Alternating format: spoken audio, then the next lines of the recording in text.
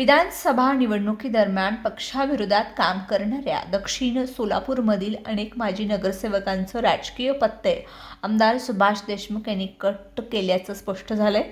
आगामी महापालिका निवडणुकीच्या पार्श्वभूमीवर दक्षिण भागातील बहुतांश प्रभागामध्ये जुने चेहरे डावलून नव्या उमेदवारांना संधी देण्यात आली आहे. त्यामुळे तिकीट नाकारण्यात आलेल्या माजी नगरसेवकांना पक्षांतराचा मार्ग हा स्वीकारावा लागल्याचं चित्र आहे.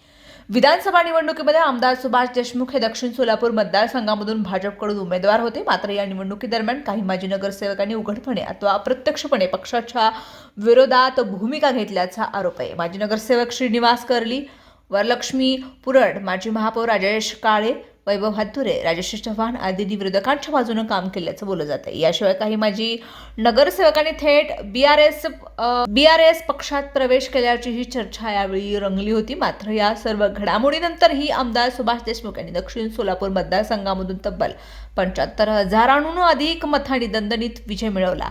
त्या दिवसापासून पक्ष विरोधी काम करणाऱ्या माजी नगरसेवकांना उमेदवारीबाबत साशंकता होती.